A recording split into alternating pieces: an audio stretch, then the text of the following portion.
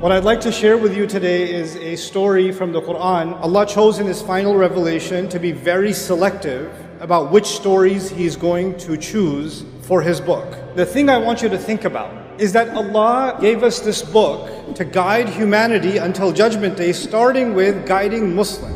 One of the key devices by which Allah chose to guide us is telling stories. Why would Allah choose these very particular stories? Because these are the stories that are going to repeat themselves throughout the story of humanity. None of these stories are dead. All of these stories are alive. All of these stories replay themselves in newer and newer ways. So we have to look at the stories of the Quran, not just as something that happened thousands of years ago. We have to look at it as something that might even be happening right now. Where were the Israelites enslaved?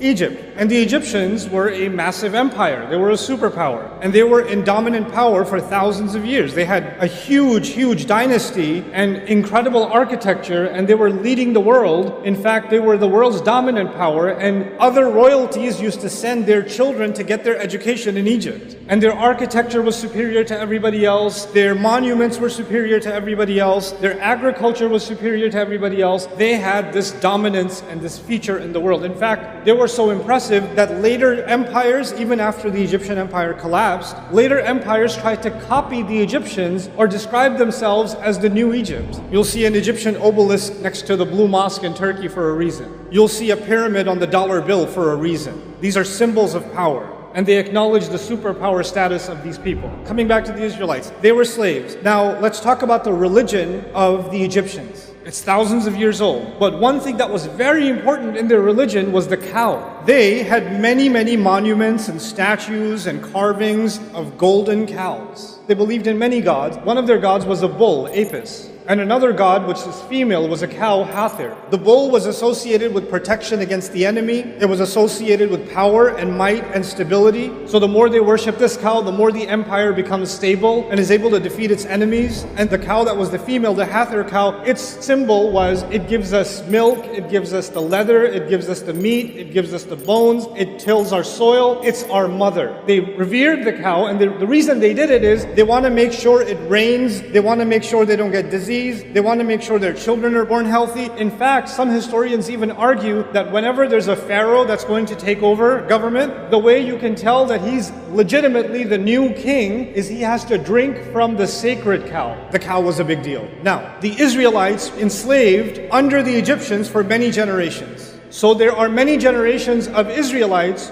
who are born and they don't know what it means to be free. They've never known it. Their father didn't know it, their grandfather didn't know it, their great-grandfather didn't know it. All they know to be is slaves of a master class race that treats them like animals. That's the best case scenario. Many times they treat them worse than animals, and they're used to living like that. And what happens to young men and women that are raised as a minority, as a degraded, inferior minority that is under the chokehold of a larger superpower? You start thinking to yourself, consciously or subconsciously, man, these people, they have better roads, they have cleaner houses, they have more beautiful clothes, they're so much smarter, look, they're so much healthier, they're so much stronger, they keep on winning and winning, everything about their life is beautiful. My God, they have it all. I mean, they're kuffar, but they're awesome. Look at their streets, look at their neighborhoods, look at their highway system, look at their technology, look at their agriculture, and look at where we live. Fine, we're the believers, but we're also losers. Yes, they are the kuffar, but they are, oh my God, look at them. They develop this kind of a love-hate relationship with their master. We hate the master because he's enslaved us, but we also kind of love the master because they lived the life, man. Now, let's fast forward.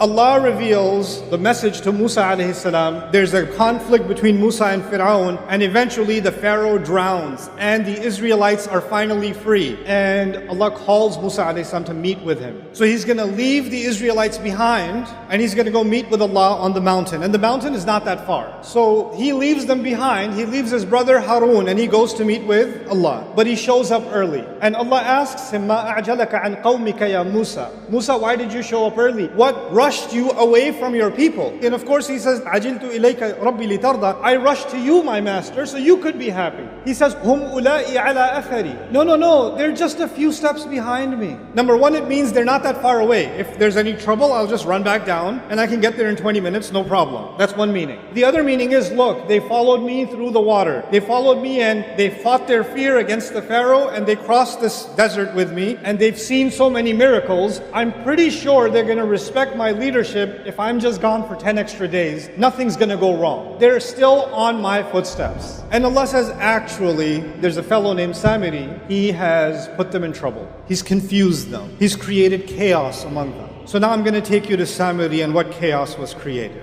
While Musa alayhi salam was gone, this fellow Samiri, basically what he does is he collects all of their gold. Whatever gold they had from all their savings, they collected and they ran off from Egypt. And somehow he collects all of it from them, melts it down, and turns it into the statue of a guess what? A golden baby cow. Now, this whole cow business, does it have anything to do with Islam or does it have to do with the Egyptian religion? This is the Egyptian religion for thousands of years. And these Israelites lived as slaves and psychologically occupied for many generations under the Egyptians, yes? So all of a sudden he builds them this cow and he makes openings in it so when the wind blows it makes a mooing sound. And all of a sudden you find that many Israelites are now worshipping this cow. When I first read this story, I was confused. How? Why would they just all of a sudden fall into worship of this thing? It's not an alien phenomenon to them. They've seen this kind of thing before. Where have they seen it? In Egypt. For generations. But they're Muslim. They're not pagans. They're not following the religion of Pharaoh. No, they're not following the religion of Pharaoh, but something happens in the conscience of believers and the conscience of minorities when they live under a powerful majority. You start thinking their roads are better, their clothes are better, their homes are better, their armies are better, their wealth is better, their religion and their philosophy and their way of life and everything they think important must also be what? Better. Which is why you can find Christmas trees in homes in Karachi. You say, oh, we hate them, so they have all the power, they have all of this. But you know, they are better. And you start taking some of those values and you start mixing them in with your religion. And you say to yourself, well, I mean, if they became a superpower, obviously they were doing something right. And if they keep praying to these cows to protect them and to nourish them, clearly they got protected and they got nourished. So it's not like they're all wrong. Fine, I'm Muslim, but I mean, I don't want to take my chances. It's not like I'm leaving Islam. It's just a little bit, it's shirk with a lowercase s, right? It's not that bad. So they tell themselves that this is okay. Musa alayhi salam comes back and he's absolutely shocked. Musa alayhi salam comes back and asks him, after he's done yelling at them, he yells at his brother, he gets angry at his brother. We're not talking about that. We're talking about how did he deal with Samiri. Ma khatbuka ya Samiri? Hey, what's your deal, Samiri? What'd you do this for? And he has the strangest answer. He said, قَبَضْتُ قَبْضَةً مِّنْ أَثَرِ الرَّسُولِ. He said something that I found very confusing. He said, I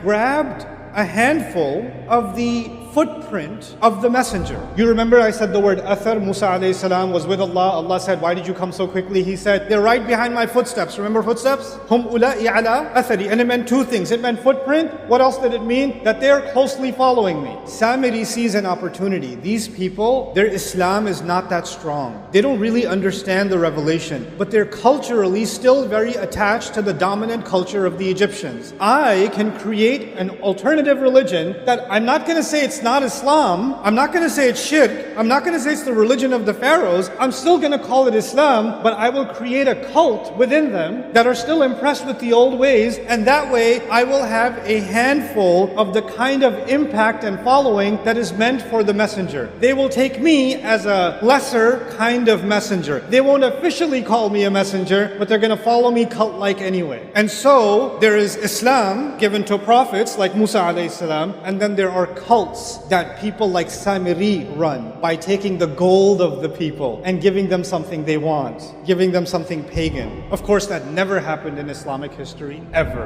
Especially not in South Asia. Especially. The kind of cults that we create. And Allah warned us this will happen with the story of Samiri. But it goes a step further. We have a concept of God in Islam. And the Egyptians had different gods, deities in their religion. And Hinduism has gods. Christianity has a concept of God. Judaism has a concept of God. What separates Islam's concept of God, especially from pagan religions, especially like the religion of the Egyptians? The religion of the Egyptians, the way if you can understand this simply, it's transactional. I give the God something, he gives me something back. I sacrifice something for that God, He gives me freedom. I make sure I build a golden statue in His name, He protects the country, etc., etc. It's always a transaction. The Israelites are now, their concept of God itself, even though they believe in one God, has now been corrupted into a God that is transactional. So okay, we'll follow this God through the water, end up in the desert, but what kind of God is this? If He's really on our side, He should hook us up like the God of the Egyptians. He should send us rivers and vegetation and all of it. Why is He giving us this one cloud and just manna and salwa? Can you bring some salad over here? Like, you know, where are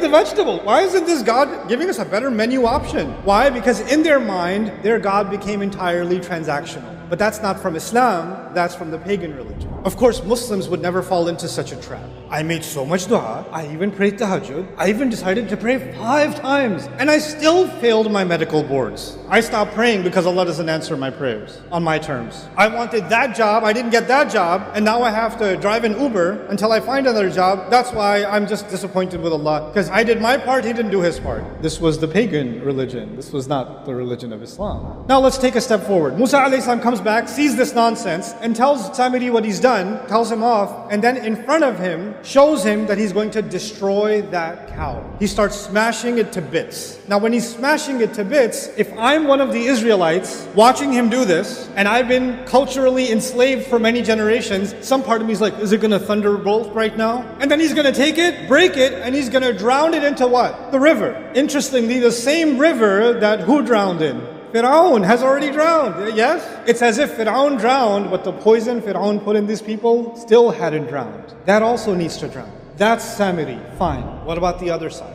The other side is the people who followed him, the people who believed him. They still, even if the idol is broken on the outside, that doesn't necessarily mean the idol inside has broken. They still possibly believe it. So Allah reveals this interesting test to them. Allah commands you to slaughter a cow. What is that going to prove? You no longer have any special connection with the cow. The idol worship that is inside you, hiding somewhere, needs to be broken. The cultural colonization that you're still living under needs to be broken. It needs to be slaughtered. And they, when they first heard this, they were in shock. By the way, when Samiri asked them to worship a cow, did they do it immediately? Yeah. But when Musa asked them to slaughter a cow, did they do it immediately? No. They said, what are you kidding? You think we're a joke? They got offended. What did Allah tell Musa on the mountain while they were doing this? Allah said to him, if they were to be called to the right way, they won't follow it. And if they see the wrong way, they will follow it. So what is going to happen to these people that get away from the revelation? When they see something crooked, easily follow. When they see the right way, they start asking a lot of questions. It's so complicated. I'm not sure. I have a lot of questions about salah. Where are you supposed to put your hands? I don't know where to put my hands. How far apart should your feet be? It's so hard. It's so difficult. But the Christmas tree is really easy. The wrong thing, super easy. But the right thing, I got a lot of questions. What kind of cow? I'm confused. What kind of cow? And what did Allah do? Allah said, a cow that's never been bothered. It's not too young and not too old. By the way, not too young and not too old, perfect age, that would be the sacred cow in Egypt, isn't it? And then they said, oh, okay, yeah, fine, but color. And what color did Allah say? Yellow, golden. They're asking because they don't want to do it. And the more they're asking, the answer is taking them more directly to the one thing they don't want to do. The last time they asked, okay, fine, we're confused. Can you just tell us more about this cow? Oh, it's a cow that's never been put to work. It's been left alone. It doesn't have a single blemish or a tarnish. Guess what? The sacred cows of Egypt, did they put them to work in the farm? No, they kept them in special areas and gave them luxury life. But the idea is, Allah is now describing the cows of Egypt by the story. The most amazing part of this at the end is, Allah says, فَذَبَحُوهَا, they finally did slaughter it. But then Allah says, وَمَا كَادُوا يَفْعَلُونَ, and they almost didn't do it. Why would Allah say that? Allah is telling us, for generations to come, whenever believers are going to be colonized, whenever believers are going to be dominated, and there's such a thing as political domination, military domination, economic domination, but there's also such a thing as a cultural domination, a psychological domination, a spiritual domination. And when you live subjugated for so long, you start developing an inferiority complex. White people are just smarter. What are you going to do? Starts coming inside your head. They're just better. When you're at school, you're being made fun of. You're less and less and less. And something in you says, if I act more like them, I'll be more acceptable. If I dress more like them, I'll be more acceptable. If I look more like them, behave more like them. If I change my name to sound more like their name, they won't ever accept me,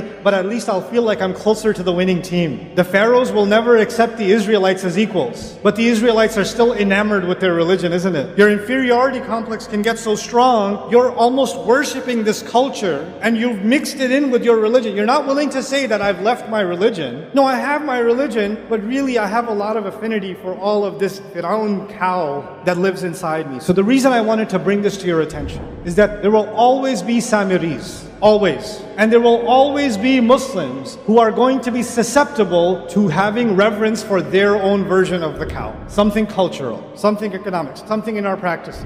And we're going to have to take a deep look within ourselves. Where does our sense of pride, sense of value, sense of purpose, where does it come from? Where did we adopt these values from? Why are we so committed to being this way or that way? When you have a young child in school and they are trying to copy all of their other friends, and they're yelling and screaming at home because they don't have a device that all their other friends got for their birthday or whatever else. They're having a tantrum. What are we already preparing these kids for? The worship of the new cows of this generation. That's what we're preparing them for. Instead of being able to think for themselves and free themselves from it. Allah gave us these stories because these problems will never die. It's time the Muslims liberate themselves mentally. Before we can liberate ourselves politically, economically, socially, psychologically, we need to liberate ourselves intellectually, spiritually, psychologically, emotionally, internally. It's time this ummah experienced an intellectual and a spiritual renaissance, and I believe this is the generation that's going to do it.